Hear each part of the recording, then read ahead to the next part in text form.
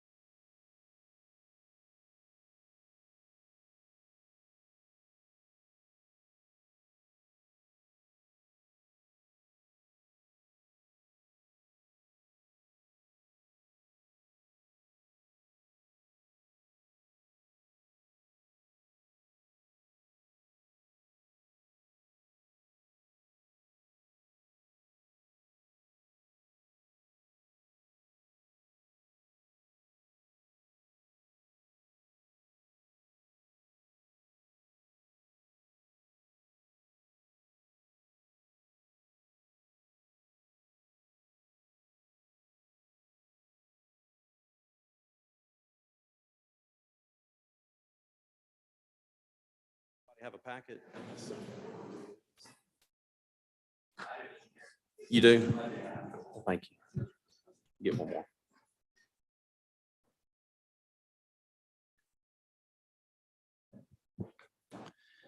All right, we'll get this committee meeting started. First bill on the agenda today is Senate Bill 2829. Senator Branning, you're recognized to explain the bill. Thank you, Mr. Chairman. Senate Bill 2829, the purpose is just to bring forward the code section 27511, which provides for the apportionment of fuel taxes by the Department of Revenue for possible amendment. And the thought here is we're going to be looking to clean up the monies that are expended from the fuel tax. We think that, those monies need to specifically be reserved for road and bridge, and there are a few exceptions. So we're having those discussions right now to determine what we can do with these, and a couple of items that stand out. The Department of Wildlife, Fisheries and Parks, there's a $5.75 million expenditure that goes out of the fuel tax every year, as well as the Department of Marine Resources in the amount of $3 million. that's not in the bill currently. We're just bringing that forward for discussion, but I just want the committee to know what I'm thinking and what we're looking at. Certainly, the intent is not to take money away from these funds. I think they're necessary and needed, but we've just got to identify other revenue streams to make that happen. So what we're doing is just sort of keeping the idea going, keep the conversation alive during the process. I had a good talk with Chairman Hobson yesterday to make him aware of what we're trying to do. So we are having the discussion about how we can further identify other revenue sources for these couple of items. I understand there might be a reverse repealer added so that we can keep working. All right. You heard the description. Are there any questions on the bill? Senator McDaniel for a question. Thank you, Mr. Chairman. The fuel tax code section, I'm assuming is being brought forward. There are no increased taxes in this bill. No increased taxes at all. Has that been discussed at all? I'm just curious. It has not been discussed. All right, good deal. Thank you. Thank you. Thank you, Senator. Any other questions? Seeing none, we're going to make a motion to add a reverse repealer to continue working on the bill. Are there any questions on the amendment? Seeing none, all those in favor signify by saying aye. Aye. All opposed? Ayes have it. Any other questions on the bill? For a motion. Motion is title sufficient to pass committee sub. All those in favor say aye. All opposed? The ayes have it. Next bill is Senate Bill 2832.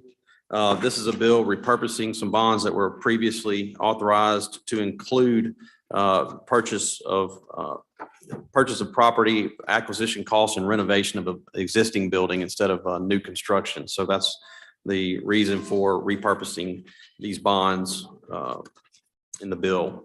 Are there any questions on the bill? Seeing none, for a motion. Motion is title sufficient to pass. All those in favor signify by saying aye. All opposed? The ayes have it. The bill will be reported out. The next bill is Senate Bill 2841, State Bond Commission. This extends the reverter on the authority of the Bond Commission to determine appropriate method for the sale of bonds. This just extends it out through 2026 of the way they're currently operating. Are there any questions concerning the bill? Seeing none, for a motion. Motion is title sufficient to pass. All those in favor signify by saying aye. All opposed? The ayes have it.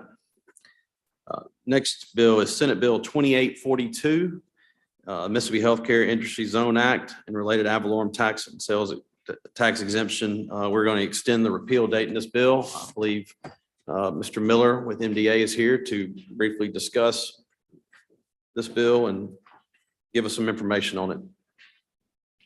Jamie, thank you for being here today. Yes, sir. Thank you, Chairman. Thank you, members of the committee.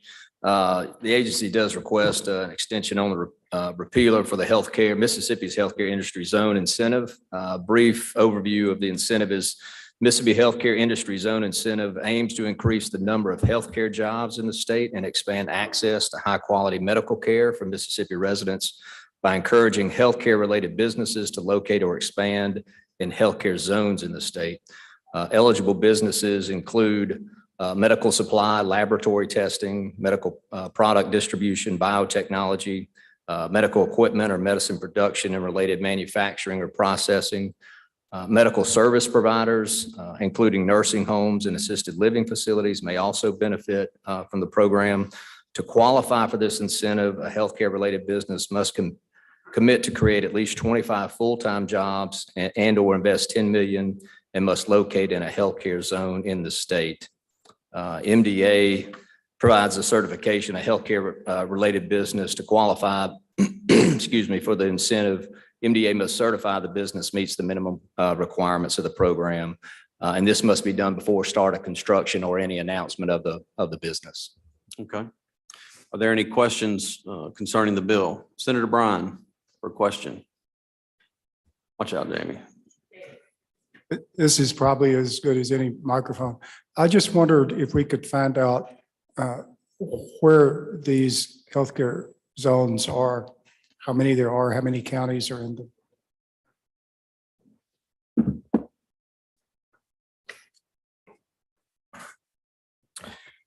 there's three zones, or three areas. Areas within 5 mile radius of a healthcare facility with acute care hospital beds in a region where there are 3 contiguous counties which have certificates of need for more than 375 acute care hospital beds. That's one zone. Another is areas located within 5 miles of a hospital that will be constructed before July 1, 2017, and that involves a minimum capital investment of $250 million.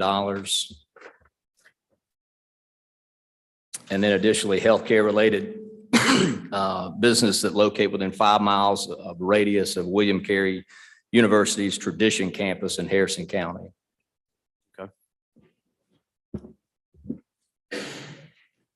I was wondering if we could find out how many counties are in these healthcare zones. Question is, how many counties are included in that? I don't have a map or a listing of the counties. I do have since the inception of the incentive, 2012, I've got a list of projects. There's been 41 projects located that have taken advantage of the incentive, and I've got the list of those counties, but I certainly can provide a map or some geography of what counties are included, if you'll allow me to follow up. Absolutely. If you don't mind getting that to us before we take the bill up on the floor, that'll be helpful. Okay, sure. Senator Bryan? Well, I think practically the whole state is now a healthcare zone. And this was a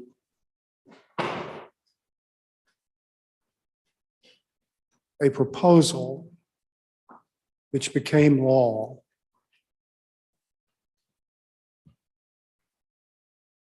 Maybe I'll just leave out all the adjectives.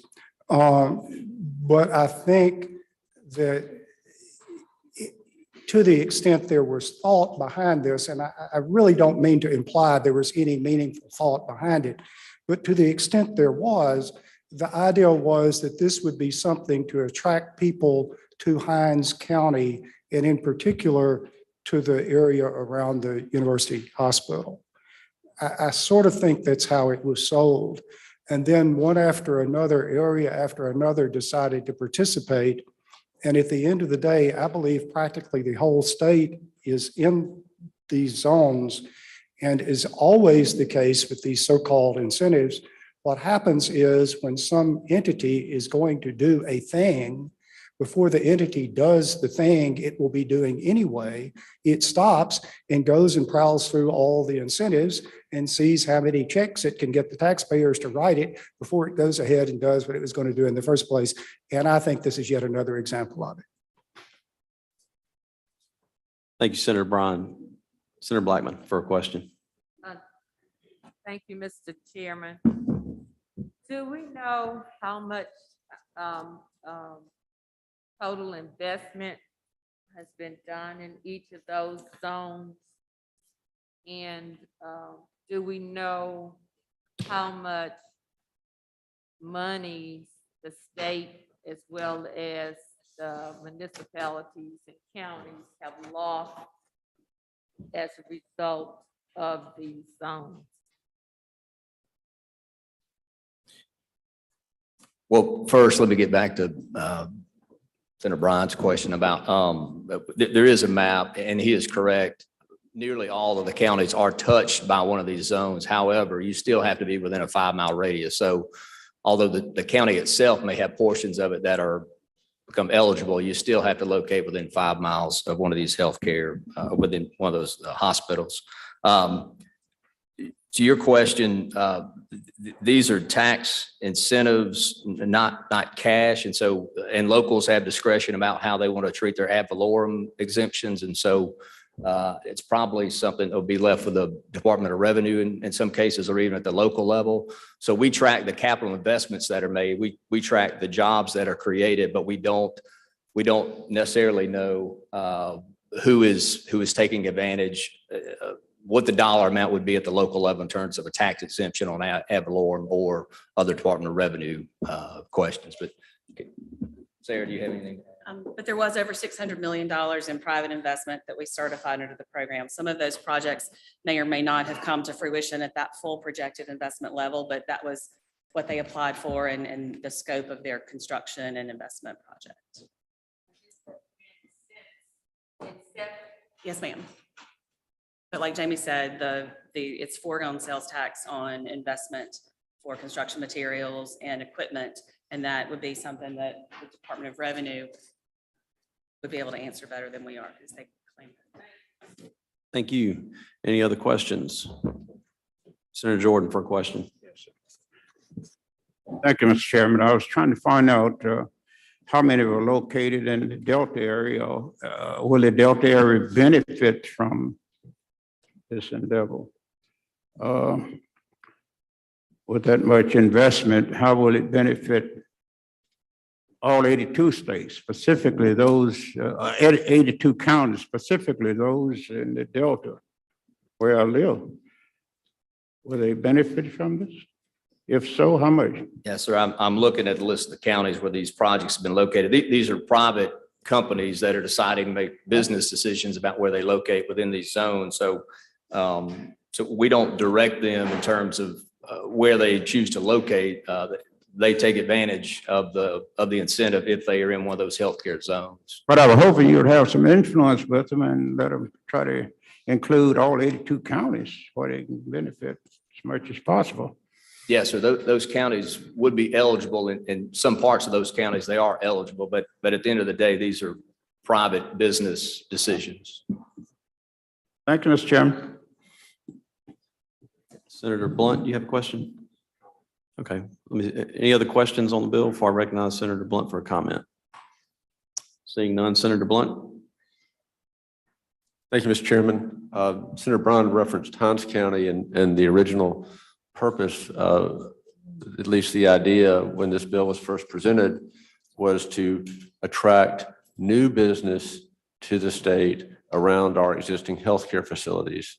The result of the bill, and I haven't seen a new list, but I've asked for and received a list in the past.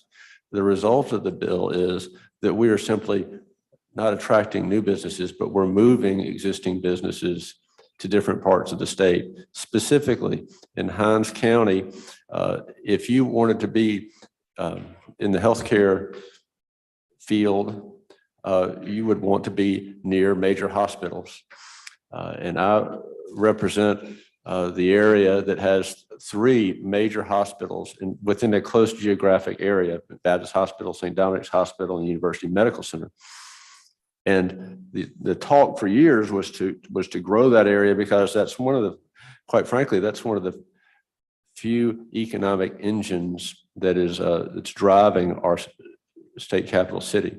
In addition to that, we have the medical mall just west of the football stadium. And that was talked about for many years as a healthcare zone that we could use to reverse the economic trends in the city. Well, what we ended up with, of course, in the end, was yet another example of the state providing incentives to people to do something that they were going to do anyway, or to move, to provide a direct incentive for them to move from their current location to another location. And there are major facilities that have been built as a result of this legislation near River Oaks Hospital in Rankin County, and have left Hinds County where they were to take advantage of this incentive. The government has gotten involved in these private business decisions and frankly have made it advantageous for people to make decisions to leave where they are and go somewhere else. That's not a new business. That's a business that was in one city and county and is relocated to another city and county. And it's however well-intentioned this might have been, it hasn't achieved what we thought we were going to achieve, which is to play off the strengths of these facilities where they are and bring in new business to the state that was not here previously. So thank you, Mr. Chairman. Thank you, Senator. Any other questions or comments? Seeing none, is there a motion? Motion is title sufficient to pass. All those in favor signify by saying aye. All opposed? The ayes have it. Next bill, we have a committee sub for 2875, Senator Chazanal. Thank you, Mr. Chairman. 500 years ago, under English law, Henry VIII said beer could consist of grain, water, and hops. We are not living in such simple times, so we have to define beer in more specific terms. Because the discussion is still ongoing about how to define beer, I would suggest that we put a reverse repealer into this bill so that we can continue moving forward with it. And that is my motion. It's got one in there, right? The committee sub has a reverse repealer. in Well, it. aren't you sweet? Thank you very much. All right, then if that's the case, I say title sufficient to pass committee sub. All right. Any questions? Senator Blunt for a question? Thank you, Mr. Chairman. Senator Chastanall, have you talked to the brewers in the state, the folks who are in this business? And are they okay with what you're talking about? Yes, they're the persons who proposed this bill anyhow. But there is some ongoing discussion about exactly the manufacturer and what constitutes beer. And that's why we're happy to have this reverse repealer to keep the discussion moving forward so that everyone involved in this discussion will feel like they've been made whole. All right. Any other questions? Seeing none, motion is title sufficient to pass committee sub. All those in favor signify by saying aye. Aye. All opposed? The ayes have it.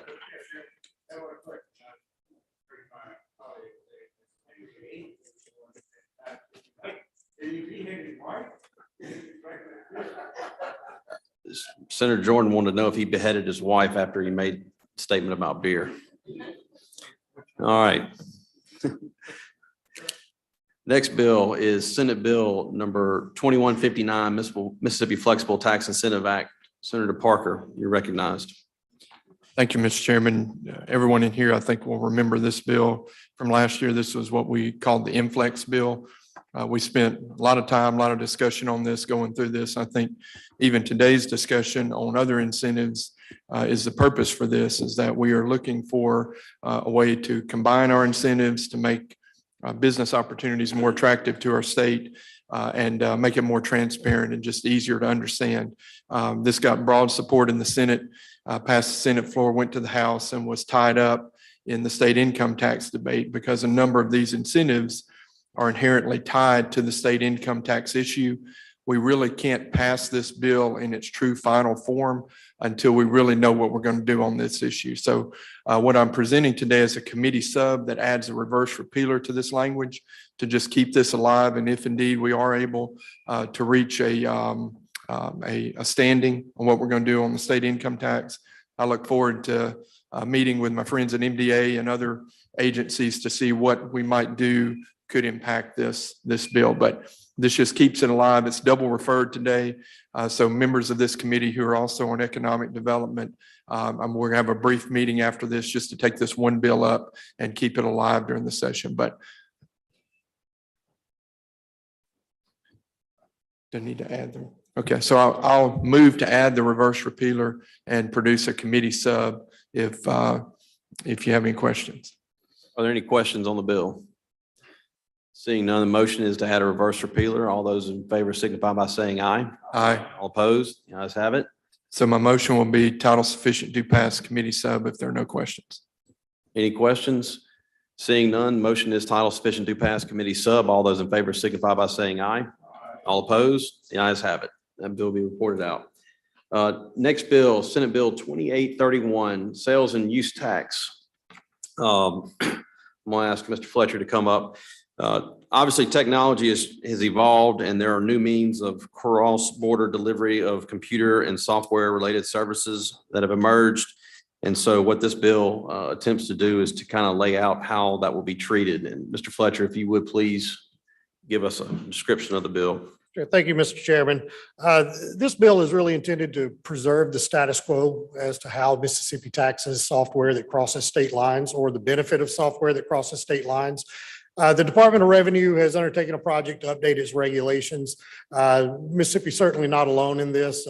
Every state is wrestling with how to administer the sales and use tax in the context of this new technology that's constantly changing. We had a very productive hearing at the department back in November about this regulation. It was a great dialogue back and forth. We understand the department is going back and revisiting that. There were some areas we agreed it needed clarification, some other areas that probably needed to be dug into a little bit deeper. And the intent of this bill is to take as much of what they have either in the current regulations or in the proposed regulations, incorporate that into the law and have that as basically to maintain the status quo as we look into this a little bit deeper. Because, we have new concepts such as software as a service where you're accessing software that's actually maintained on a server completely outside Mississippi. So it's a different business model than in the past where maybe I upload it to my machine in Mississippi that was clearly a taxable event. So we're trying to catch up with the technology there. There are complicated issues about, say you have a license fee that allows your employees here in Mississippi, as well as employees at locations around the country to use that same software. Should 100% of that fee be taxed here or should a portion of it? And so that's really what we're trying to do is just maintain the status quo, allow us to do a deeper dive and get it right, because it is a complicated issue. And we don't want to take, we don't want to take any action that, one, we don't tax something that we really have a rightful, that we're entitled to tax, but at the same time that we don't adopt any policies that have unintended consequences and put us at a competitive disadvantage against other states. So that's the nutshell. All right. Senator Parker for a question. Thank you, Mr. Chairman. I just have a general question on use tax in particular. As a business owner who has for the entire life of my business, always paid some degree of use tax each year. What I found this past year is that with some of the changes with sales tax and how things are collected, items that before where I was paying use tax on, I'm really paying sales tax on. And I had someone make an interesting comment to me. I wanted to get your opinion on this, is that if you've ever been consistently paying use tax, they said you should just find something to pay some use tax on again this year, because if you don't have a use tax claim, or filing that you do, and you've been filing those for 25 years, that's probably going to raise some red flags and create a problem. So I just, while you're mentioning these two issues here, wanted to just get some clarity on that. And I think that's probably one of the purposes of what you're proposing here, is so that, if you move from being someone who historically did that, how do you see that issue? Well, getting some clarity is one of the primary purposes of this. I'll give you an example that may be right along what you're talking about. The current use tax regulation says that if I'm a user in Mississippi and I access software over the internet, and that software is maintained on a server outside Mississippi, no software has actually been delivered into Mississippi to be subject to tax. And the regulation says that's not subject to use tax.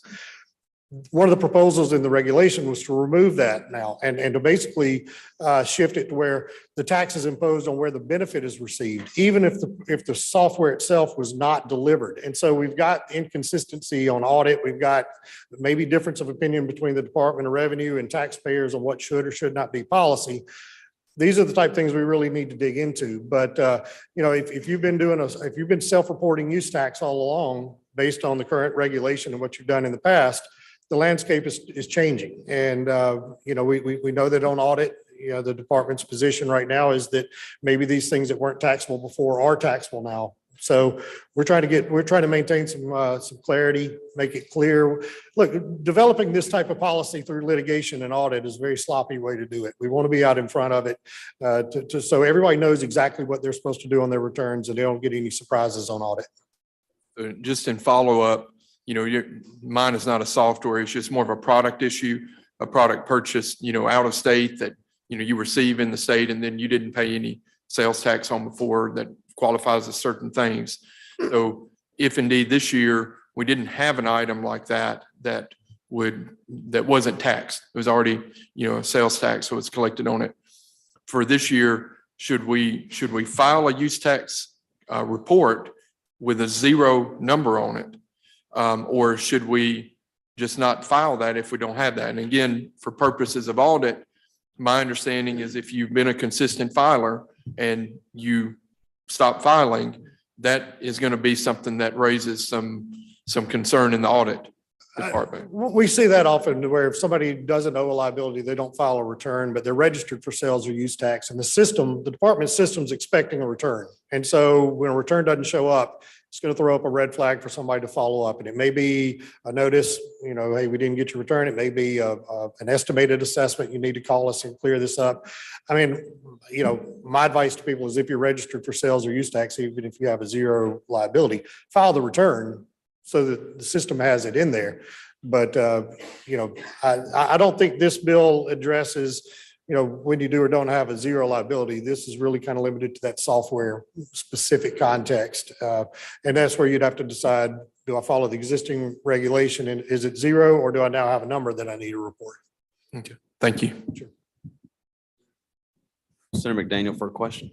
Thank you, Mr. Chairman. Mr. Chairman, my questions are going to be bifurcated to a certain extent. I think I'm okay with the language on the amendment in this bill, as I understand it.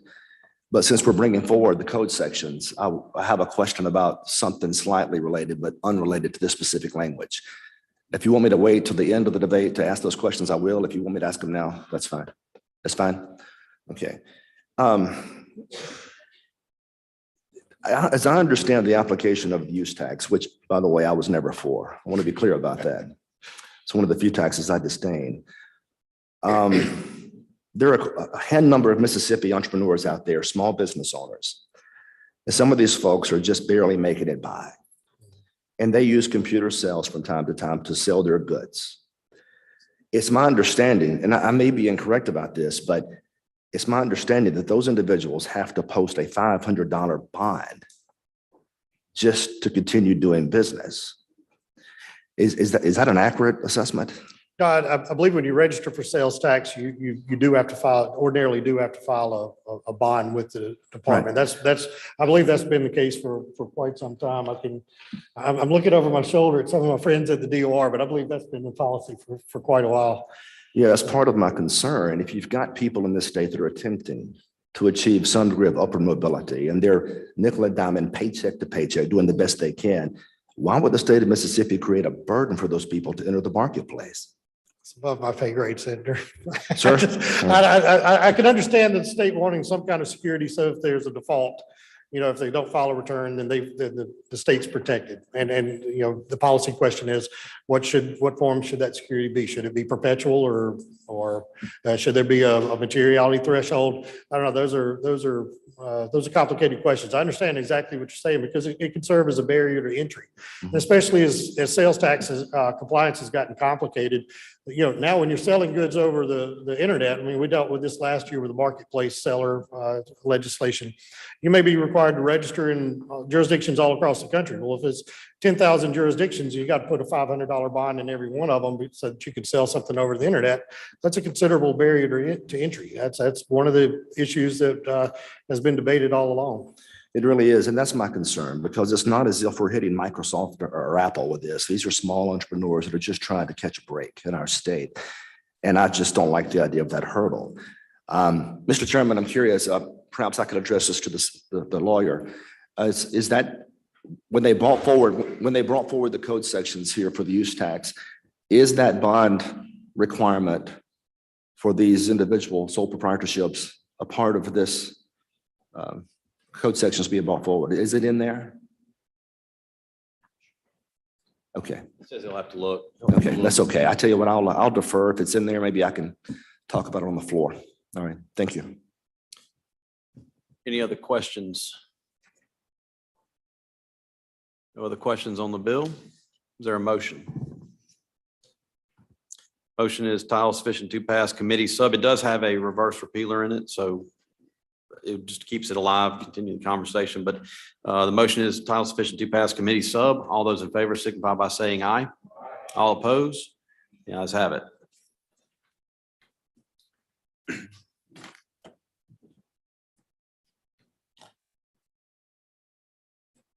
Next bill is Senate Bill 2772. This is the bill we laid on the, I guess we held on a motion to reconsider. And what we would like to do is to reconsider the vote by which it passed the committee and take the language about the private nonprofit out of the bill, but the rest of the bill needs to move forward. And so what I would do at the appropriate time is make a motion that we reconsider the vote by which that bill passed and then basically make an amendment, taking out the language I think that was troublesome to everybody. And let's give MDA some time to get some stuff together, and we can work over the summer and come back next year and take a look and see if there's any reason to do what they are looking at possibly doing. So that would be the motion, is to reconsider the vote by which it passed. All right, you heard the motion. All those in favor signify by saying aye. All opposed, no. The ayes have it. We're back on the bill and the amendment. There's a committee sub in your packet in front of you on 2772. So what we're going to do in this is strike lines 28 through 33. That is the explanation of the amendment to the bill. Are there any questions? Seeing none, all those in favor signify by saying aye. All opposed? The ayes have it. Any other questions? Senator Blunt. Thank you, Mr. Chairman. As I understand it from the discussion on this bill earlier, there are 5 potential programs that MDA can run under the state's Small Business Credit Initiative, and that they can run 4 of those programs right now under current law. And the bill was filed because they did not have the statutory authority to do this private nonprofit. We've taken that section out. Correct. So why do we need the bill? Jamie, Sarah.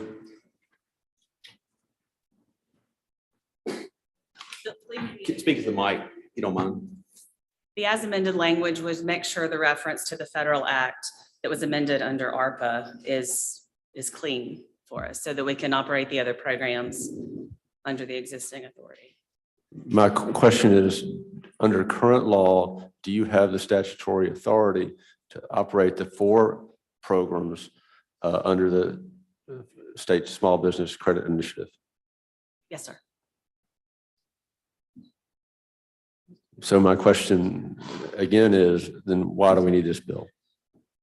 Just to incorporate the amended version of the federal act, the SSBCI Act of 2010 was amended under ARPA. And so there's a small clause that just says as amended. We were making sure that reference was still current. So that would be the only other need to operate the other 4 programs. And so it's your feeling that if we don't add the language on lines 15 and 18, that you don't have the authority to operate any of these programs? The 15 through 18, I'm sorry, mine's. Lines 15 references, I guess that's how federal statutes are referred to. I don't know, but it's your opinion that that we need to amend current law in the way it's being amended on lines 15 and on 18, so that you can run the other 4 programs that you've received more than $50 million to run. Is that right?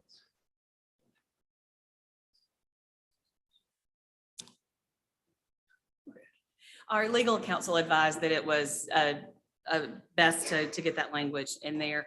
It references the act that has been amended, but they felt that that was the safer approach to be sure that that language was added. Okay, that's what I need to know. Thank you.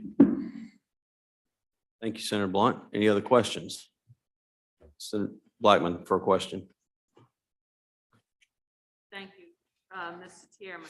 So this 15 and 18 as amended, will that as amended allow MDA to have a private nonprofit entity? It will not. Thank you. All right. Any other questions? For a motion.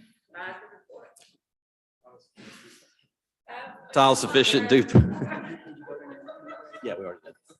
Motion is tile sufficient, do pass committee sub. All those in favor signify by saying aye. All opposed? The ayes have it. Next bill, I think Senator Horn would like to take his bill up for committee. We have one more we had to add to the bill. It was double referred. Senate Bill 2634, Senator Horn. Thank you, Mr. Chairman. I'm trying to keep you on the agenda, but somebody's got somewhere to go. We can let her leave, Mr. Chairman. Go ahead. Senate Bill 2634 just came from the Banking and Financial Institutions Committee. It is supported by the Department of Banking and Consumer Finance, and what it does is establishes IDAs, individual development accounts, which would be made available for TANF recipients who are under the supervision of the State Department of Human Services. The Banking and Consumer Finance Division would be authorized to set up to identify fiduciary organizations that want to participate in this program. We're talking about banks and credit unions mostly. And what it would allow is the setting up of these individual development accounts for TANF recipients. And just as background, the top 100 most unbanked communities and cities in the country, 17 of them are in Mississippi. So as I mentioned, the Department of Banking and Consumer Finance support this because this is a source of their getting additional customers, but it also would offer an opportunity for the unbanked and also people who don't have financial literacy. They would be taught the principles of banking. They'd be given financial literacy courses, and they would also be taught financial responsibility as a condition of participating with this program. And what this program would do would be to set up a matching fund for folks who are encouraged to save. Anybody who's eligible has to be at 185% of the federal poverty level or below and have a net worth of less than $10,000. The Department of Human Services would be authorized to set up some matching funds for this program, so that for every dollar the unbanked individual puts up to $2,000, they would get a 2-for-1 match. However, the program is capped at $2,000 per individual that would be contributed. So the match actually would be $1,000 that the person comes up with, and then it would be matched by this program at $2,000. The maximum per individual is $2,000 for contributions and $4,000 for households. And the individuals would be under the supervision of a loan committee, for lack of a better term, where purchases could be made for a home, major repairs to a home, post-secondary education, support if you have a handicap and needs some devices that would help you with your handicap. You could be allowed under certain circumstances to purchase a vehicle, to do business development if you're a small businessman trying to either get into business or grow a business. And then there's a provision for emergency use of the funds. All of this would be under the supervision of the Department of Banking and Consumer Finance and the financial institutions that would choose to participate. Mr. Chairman, that's essentially an explanation of the bill. I would say that this bill just came from business and financial institutions, and we put a reverse repealer in it because we've been talking with Human Services, and they like to make a few adjustments to the bill. So my motion would be title sufficient do pass committee sub at the appropriate time. All right, thank you, Senator Horn. I think we have some questions. Senator McDaniel.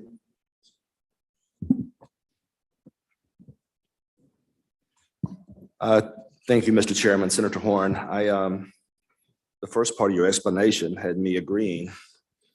And then I started taking a look at the language, and now I'm perplexed.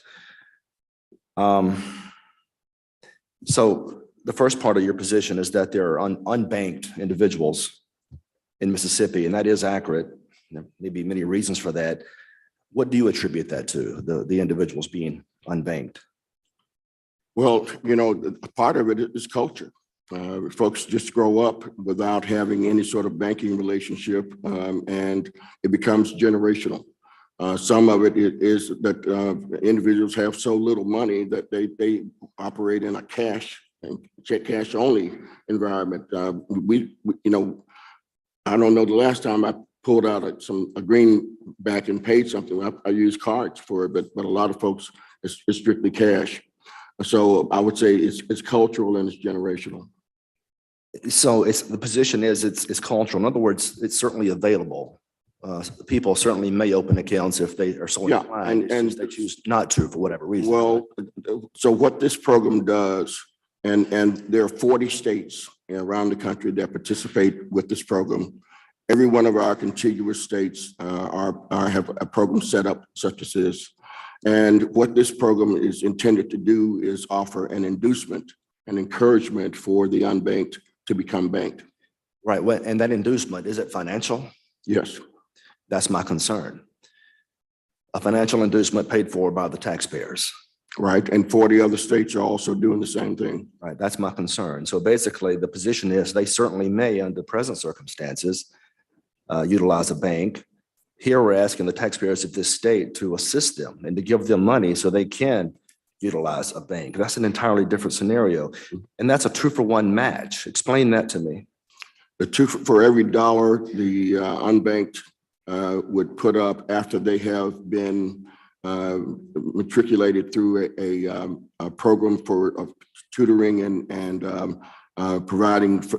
provided financial literacy and the principles of banking, then they qualify for the match.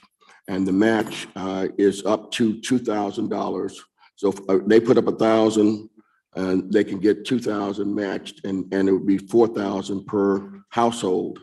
Now they have the ability to save up to 2,000 themselves, but only 1,000 of that 2,000 would be matched. All right. And this money, once it's matched by the taxpayers, once the taxpayers give these individuals money, that money goes into an account. And then as I look at the last paragraph here, those funds cannot be determined when it comes for eligibility decisions that have to be made for TANF or other federal programs. Okay, the whole point of those eligibility determinations is to make sure that people who have funds aren't taking further advantage of the taxpayers. Now we're saying the taxpayers are going to give people money. They're going to store this money in an account. And then the taxpayers are being taken advantage of, I guess, twice at this stage. I don't understand the reasoning behind that. Why would we exclude those monies from eligibility considerations? Well, that's pretty much standard procedure with the other 40 states. The idea is that if you are at 185% of the poverty level, you're not making a whole lot of money to begin with. And your net worth, it has to be less than $10,000. The Department of Human Services currently has carryover funds that they have not allocated. For FY20, they have $30,350,000 that's not been allocated. In FY21, they have $62,269,000 that have not been allocated. So the money is there and available. And it provides a match as an inducement to get people to save and to get them into a banking relationship. Thank you, Senator Horn. Mr. Chairman, at the appropriate time, I'd like to speak on the bill. Sure. Senator Parker for a question. Thank you, Mr. Chairman. And thank you, Chairman Horn, for your work on this. You brought up a couple of things, and I understand Senator McDaniel's concerns on this. But I remember last year when we were discussing some other programs, we had Department of Human Services in, and we discussed the account that you are now referencing and the dollars that are available in there. And would it surprise you that after that meeting, I went to the executive director and I said that I would like to find some ways that we can use those funds in an appropriate way to help people on TANF or with food needs or whatever the case might be. And in what you're bringing forward here, is this one of those ways we can use those funds? Yes, sir. That are just sitting right now unallocated? That's correct. And I'd point out also, Senator, that the Department of Rehabilitation Services has an account for the disabled. It doesn't count, their savings that go into that account do not count against their eligibility consideration. So I believe that it's a wise use of resources and also helps the recipients do better and become better citizens and more financially able. Right, and I I had the opportunity to sit in during banking just before this. And I heard you say that it's a small number of Mississippians who are receiving TANF Yes, funds. sir. What is that number? There are less than 3,700 people in Mississippi on the TANF program. Okay, so you're saying that these 3,700 people, some proportion of those Yes, sir. who become aware of this program, and I'm going to use a high estimate, I'm going to say 20% of them. So we may have 740 people or so, just rough math, who might take advantage of this. And your contention would be that, and I find most interesting in this is the financial literacy. As someone who tries to, every opportunity I get to try to teach people what I've learned over financial literacy, you see this as the relationship they build with the bank, the utilization of the program, and the money being put there as being an investment in them to hopefully move forward where they would be able to move off of Well, perhaps the TANF ultimate benefits. goal is to move them off the TANF program. Right. And so if they are doing that, I personally wouldn't see counting that money against them in disability determinations as a reason to have or not have the program. Now, again, I'm going to, because Senator McDaniel made some great points, and that's why we go through this committee process, is to try to iron this out and figure out if we're making good decisions. But you're just hopeful that by encouraging this literacy, you wouldn't accidentally, have someone, make $50 more than what that cutoff was and have them in their TANF programs because they were trying to, move themselves forward in the banking industry, correct? Absolutely. And again, the banking industry sees value in this because this is a new source of customers for them. So I think it puts everybody in a win-win situation. And you did say you have a reverse repealer in this? Yes, sir. Okay, so I think this would be something that deserves some further consideration. I thank you for your work on this. All right, hang on one second. Senator Blackman. Thank you, Mr. Chairman. Senator Horn, the reverse repealer is the committee sub. That's the committee sub that came over from business and financial institutions. Can you do, I guess, continue this process? On line 9, it needs to conform to individual retirement. Yes, ma'am. I saw that and I was going to ask the chairman if we consider a floor amendment for that if the bill passes the committee. Yes. Thank you. Senator England for a question. Thank you, Mr. Chairman. The bill that we have in front of us, I don't think it's the committee sub because it does No, not it's have the We didn't reverse time to print repealer. it, But it was made in business financial institutions. Okay, so when we pass, when we vote on this today, it will have the reverse It repealer. will in it. have a reverse repealer. Okay, thank you. Senator Thompson for a question. Thank you, Mr. Chairman. Thank you, Senator Horn. I can appreciate what you're trying to do here. This is an issue and this is a problem that affects some Mississippians and you're trying to come up with a solution to that. I just have a few questions about the actual kind of mechanics of what you're trying to do. What is the source of the funds that would be available to these folks? Is it state TANF money? funds, All federal, that's all federal all money? federal, yes, sir. Are there any other states that have any kind of program like this or a similar? program? 40.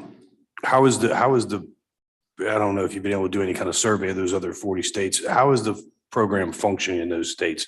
Are they seeing folks participate? They are seeing people being moved off of the welfare rolls. They're seeing people that have positive savings and positive relationships with banks. Probably Arkansas has one of the best models, and I'd be happy to get you some information on them. But what it has done in terms of stimulating the economy, what it's done in terms of getting folks more financially secure and independent, and what it's done towards business development has been very impressive in Arkansas. Yeah, I'd like to take a look at that. I'll get that for you. As we work through this. And are there any limits on the type of expenditures or requirements on the type of expenditures that these folks can make from these accounts? Yes, sir. Beginning on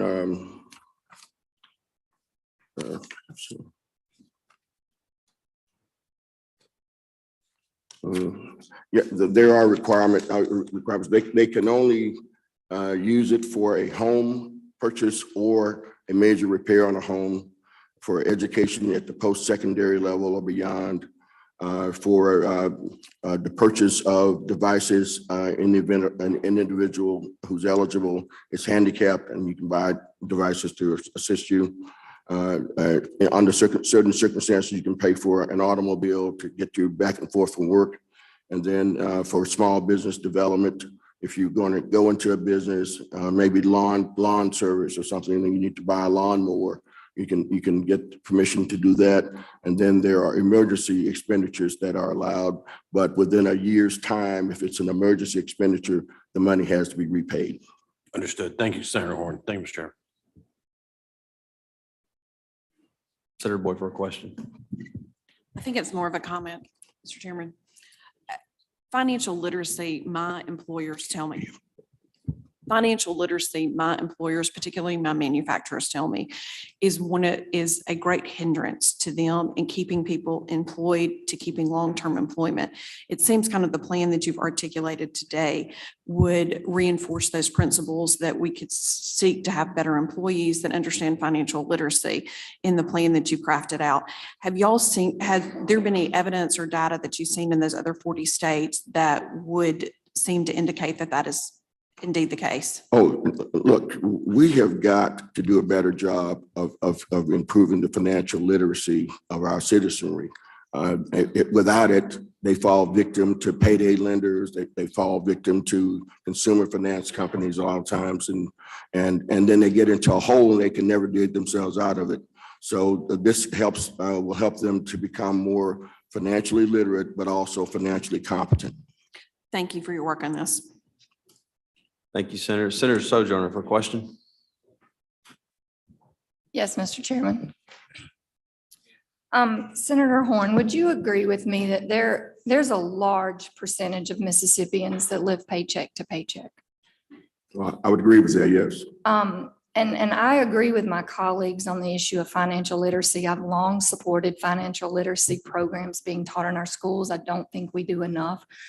My concern with the bill, however, is trying to address financial literacy while asking that large percentage of Mississippians living paycheck to paycheck to subsidize or to pay for that in the form by which we're asking them to pay for it. Because would you also agree with me that a large percentage of those Mississippians, while they may not be unbanked, they are certainly extremely underbanked and limited in their own capacities as well?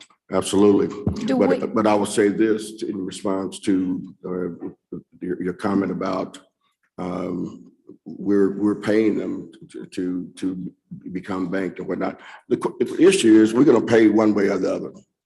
We're going to pay through a TANF program that has folks who are in a cyclical cycle of financial dependence, or we're going to do some things to get them to financial independence. I think this measure helps to get them to financial independence as opposed to remaining on that TANF program for a lifetime or for however long they let you stay on it until you're kicked off.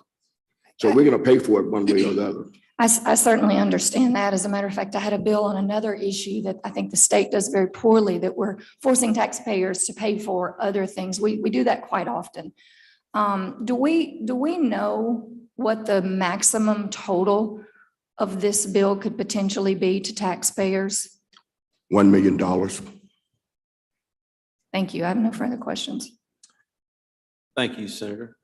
Are there any other questions on the bill? Seeing none, Senator McDaniel, you wanted to speak?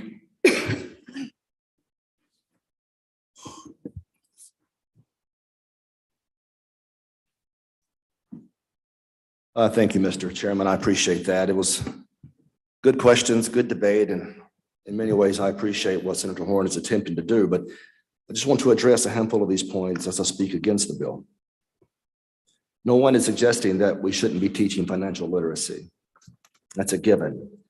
There are so many families out there that need it, children who need it, and that's something that should be a part of the conversation. But that's not what this bill does. It takes dollars from taxpayers. It redistributes that income to other taxpayers. And we claim that that's financial literacy. That's an odd definition. It's theft, by another phrase. This is a welfare program disguised as a banking institution. That's all this is. And we should say so. I'm likewise perplexed by the idea that because this is federal monies, that somehow that makes it different. Federal monies are taxpayer dollars. Taxpayer dollars are federal monies. It's one of the reasons we're experiencing the inflation we're experiencing now, the expense in the market of so many funds generated by reckless government policies. Because it's federal dollars doesn't insulate the criticism. It's still taxpayer dollars. I likewise don't understand the argument that this only affects 3,700 people. If that's truly the case, then we should ask why it's truly needed, such a small percentage of the population. But I sense a problem there as well. But let's confess it. Let's concede it's 3,700 people. You're asking the taxpayers of this state to spend more of their money, to have it taken from them and redistributed to those who, for whatever reason, are choosing not to use banking institutions. That is a welfare program. It is a redistributionist program. That's something we all campaigned against. And yet we make subtle exceptions because perhaps the plan isn't that big, or perhaps it doesn't affect that many people, but 1,000 subtle exceptions eventually becomes a lot of money. And then you get to this final point. The whole point of self-sufficiency. I want you to think about this for a second, because government provides some degree of protection and assistance, but it's never the type of protection and assistance that gives our people upward mobility. It typically traps them in an area. How is this any different? We'll give them a little bit of extra money and we expect them to become financially illiterate. It seems unreasonable. Making matters worse, now that they received the money, now it can't be counted for eligibility determinations. Again, the whole point of those determinations is to make sure the taxpayers aren't taken advantage of. And here they're being taken advantage of twice. I realize the intentions may be fair. In some respects, the intentions are good. I don't dispute that. Senator Horn's a good man and has a good heart. But this is typical government using other people's money to satisfy our own unique sense of right and wrong. This is not our money to spend. It's the taxpayers' money to spend.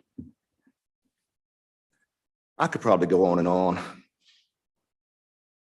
I sense, again, that I'm probably in a minority position, and that's okay. But this is exactly what I always campaigned against. I think most of us did. And here we are, once again, making a small, subtle exception, not recognizing 1,000 of those over time. It's real money, real disadvantage to our people, not only the ones that are having the money taken from them, but those that are receiving the money. I would urge you to vote against the bill. And if not, I suppose we'll have this discussion again on the floor. Thank you. Thank you, Senator McDaniel. Senator Parker. Comment. I will respectfully disagree with my Senate colleague in this regard. Just recently, we debated intensively the marijuana bill on the floor, and it was brought up multiple times during the debate that an excise tax was included in that and that additional taxes were included in that.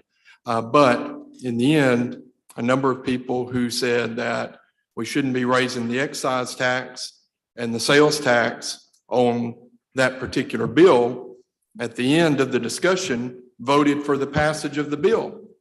So my comment or my concern here is that we have $60 million worth of TANF funds sitting in an account. And last year we identified that there is absolutely no way for the Department of Human Services to spend that money without some regulation. And then today we are saying that any tax increase or any change as a principle of policy should be immediately defeated on that purpose beyond any other purpose. And I'll take it one step further. I've sat in the Senate chamber for years when we've brought up issues that are important to our local regions. United Way bills, contributions to the county supervisors, We've had bill after bill that the people in our area have asked us for time and time again that have been voted against every single year on the guidance that we should not ever vote for any tax increase or any charge at all on principle. And as a strong conservative, I feel strongly that we look at these issues and that we make our determinations based on the facts and not on some overlying principle on that issue. And so, Mr. Chairman, I just wanted to make that point today because I think that it brings to this issue today what we're talking about. We're talking about $1 million to go for a program that can help people. And everybody in this committee knows that more than likely, this bill is probably not going to be passed. So, as this kind of moves along, it may move to the House. And I'm speaking frankly here, Mr. Chairman, but the environment that we live in. So this is perhaps our only chance to talk about this. And I just want to thank you for bringing this forward for us to give some discussion and some attention to this issue, because it's not this issue alone we're talking about. There will be other issues during this session later on where I think we'll see this issue pop up again. And I want to bring attention to it today while we have the opportunity. So I thank you for your work. Mr. Chairman, may I respond? Senator McDaniel. I think Senator Parker makes some valid points, and I do want to address them just quickly. Senator Parker is my friend, and I think he is correct in some respects about the medical marijuana vote, but bear in mind, that was not a violation of principle. It was a Faustian bargain. We were expanding liberty in one arena, and the cost of the expansion of that liberty, and we were given no choice on this debate, was unfortunately having the excise tax option included. That wasn't a violation of principle. It was an exchange of principles to expand liberty in exchange for what the people had demanded. 74% or whatever the number is, 56%, there seems to be some debate, but whatever the number is, the people had demanded that. At some point, you have to respect that principle as well. In this particular instance, I think your argument goes to my earlier considerations. And it's an argument I've heard every year I've been up here. I get it. It makes sense. But taking that argument and extrapolating that over a generation, you create debt and deficits and loss of liberties and loss of our constitutional republic. We've seen this in Washington for the last 40 years. There's always an exception to be made, always a suggestion that let's just not hold the line on this particular bill. And now our government is $34 trillion in debt. Our civil liberties are being attacked, it seems, almost daily, because that very sense, that very reasoning you've displayed, I don't disagree with it. It's just when extrapolated over time, it creates a very significant disadvantage for us. So to the point, I disagree that principle was violated on the medical marijuana vote. There were two principles that allayed that concern. Here, I would suggest that this is a principled vote. One of many will take this session. And I agree, but I don't agree, but I appreciate your comments and I appreciate the sincerity by which you said them. Thank you, Mr. Chairman. Thank you. Any other questions or comments on the bill? Senator Horn's motion was title sufficient, do pass committee sub. All those in favor signify by saying aye. Aye. All opposed? No. Ayes have it. A bill will be reported out. And it does, for the benefit of everyone here, it does contain a reverse repealer. So just want to make sure everybody understood that's what they voted for. Before we leave today, I wanted to take this opportunity. We have been talking about, it's been in the news, it's been in the forefront of everybody's conversations about an income tax plan. And we have worked over the summer. We held hearings. We have visited with lots of different groups. We've heard everybody's concern and input. And I think what we learned is that, individuals across the state and businesses are expecting some type of tax relief, but they also have expressed interest in making sure that we maintain the core functions of government, like education and infrastructure and healthcare, things that are concerning to folks. One of the things that I want to provide, I think we're going to pass out a kind of a little sheet that's going to detail a proposed tax relief plan that we're going to put out. I know there are a couple of ideas floating around, and basically what we're going to do is go through a Senate position on a tax plan. This is obviously one idea that's out there, and we will have time to discuss it in committee and on the floor at a later date. But we did want to go ahead and make this public and let everybody start to review it. But this plan was thought about and worked with our legislative budget office, our Department of Revenue. We met numerous times. Chairman of Appropriations was involved. This was not a singular effort by any stretch, but it is a collective effort to make sure, one, that it is a durable plan, that this plan is this tax relief package is durable, it will last, it will weather the storms. And that's what we feel like we have provided with you to you here today. The total package of this plan is roughly $446 million. It contains an immediate reduction in the grocery tax from 7% to 5% at a cost of about $118 million. The immediate elimination of state fees on car tags that go to the general fund. We are no longer collecting revenues in the general fund from car tax. It's also an elimination of the 4% tax bracket over the next 4 years at a cost of $185 million. And there's a rebate up to $1,000 for all citizens with a tax liability to the state, which totals estimate about $130 million. So collectively, this is about a $446 million tax relief package, and it does not increase any revenues anywhere. And we believe this is fiscally responsible. It does not wreck the budget. This takes into consideration what I think all of us collectively, I know the House has done it, but we did it in the Senate a week ago. We voted for a teacher pay raise that included $220 million of, or almost $220 million of new spending. That takes into consideration that move that we did. I think it was a pretty unanimous vote by the Senate for that. We realize that there are other expenses that are out there that are not necessarily, quote, growing government, but they are expenses we're incurring, whether it's health insurance, whether it's SCC squared, other things that we have prioritized. But this is also a priority for us to do something that is responsible and durable. And I think this provides some relief on several fronts. One, it addresses the inflation concerns. People going to the grocery stores, this will have an instant relief starting in July of reducing the sales tax on prepared foods.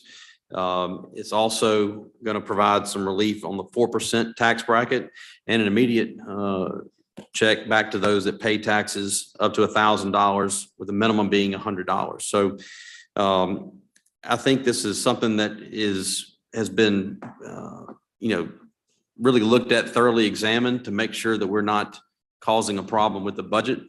We actually anticipate a dip in revenues because I don't think anybody here is under the illusion that the normal revenues that we are receiving right now are anything short of the cocaine the government has us on, the federal government, and it's going to dry up at some point. So we took that into consideration. We also decided that, this is a responsible way to implement it.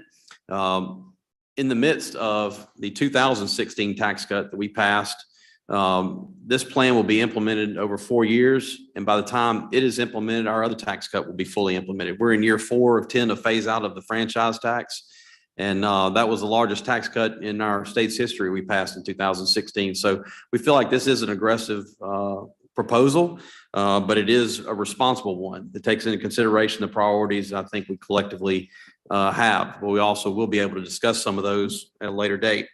But that is kind of an explanation of what the tax relief package looks like. It's pretty simple to understand and read. And I think that, this page that we passed out, what's up on the screen is pretty self-explanatory of our plan. So this is what we'll be filing pretty shortly, and have a bill to come up to present to the committee and to take to the floor. So let this serve as a kind of an opportunity for people to kind of go ahead and start looking at what we're putting forward. And if they have any questions or concerns, I'm certainly available to discuss any of these proposals. But that is a kind of an explanation of the plan we're going to be putting forward. And I look forward to discussing this with all of you. So with that, is there a motion to rise and report? You heard the motion. All in favor signify by saying aye. All opposed? The ayes have it.